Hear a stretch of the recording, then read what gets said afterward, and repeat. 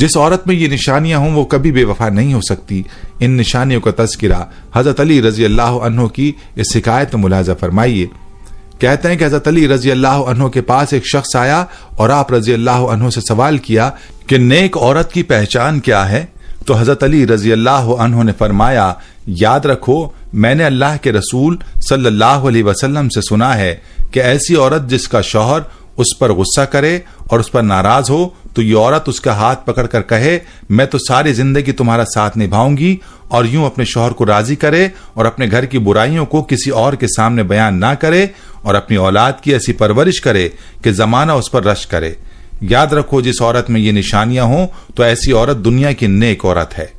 یہ عورت کبھی بے وفا نہیں ہو سکتی، اور ایسی عورت آخرت میں بھی سرخرو ہوگی، اور اس عورت کے بارے میں اللہ تعالیٰ قیامت میں فرمائے گا کہ یہ عورت جنتی عورت ہے۔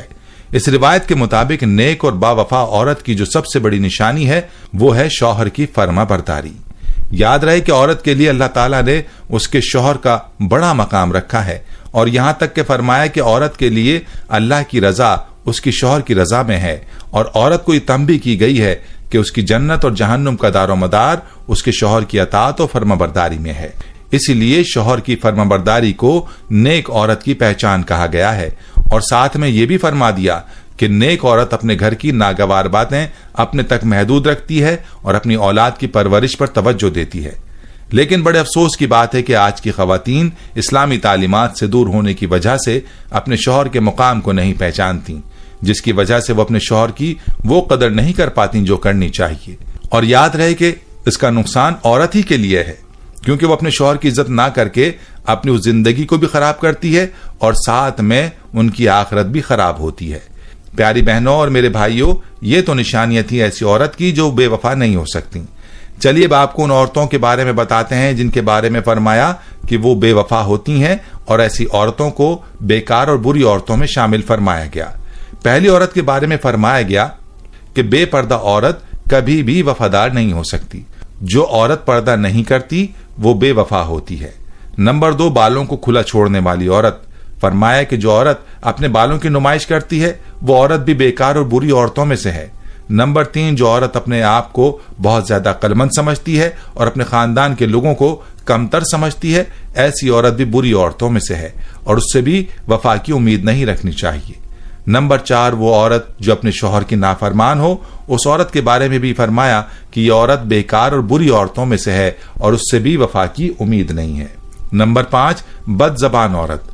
آپ رضی اللہ تعالی عنہ نے فرمایا کہ جو عورت اپنی زبان پر کنٹرول نہ کرے اور اپنی زبان سے بری باتیں نکالے، وہ عورت بھی بیکار عورتوں میں سے ہے، اور اس سے بھی وفا کی امید نہیں رکھنی چاہیے۔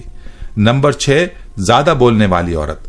آپ رضی اللہ عنہ نے فرمایا کہ جو عورت دوسروں کو بولنے کا موقع نہیں دیتی، اپنی ہی سناتی ہے، کسی کی نہیں سنتی، یہ عورت بھی بری عورتوں میں سے ہے۔ نمبر 7، وہ عورت جو زیادہ سونے کی عادی ہو، جس کو باقی کاموں سے زیادہ اپنی نیند عزیز ہو، ایسی عورت بھی بیکار عورت ہے۔ نمبر 8، چیخ چیخ کر بولنے والی عورت، یعنی وہ عورت جو اونچا بولتی ہو، اس کی آوازیں دور تک جاتی ہوں، ایسی عورت بھی بری اور بیکار عورت ہے۔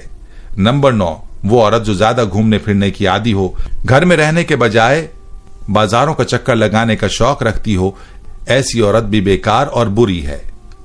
نمبر 10، وہ عورت جو باریک لباس پہنتی ہو، اپنے جسم کی نمائش کرتی ہو، ایسی عورت بھی بیکار اور بری عورتوں میں شامل ہے۔ ایسی عورتوں سے بھی وفا کی امید نہیں رکھنی چاہیے۔ نمبر 11، ایسی عورت جو اپنے خاندان کی پیٹھ پیچھے برائی کرتی ہو تو یہ بھی بری اور بیکار عورت ہے۔ پیٹھ پیچھے برائی کرنے والی عورت سے بھی وفا کی امید نہیں رکھنی چاہیے۔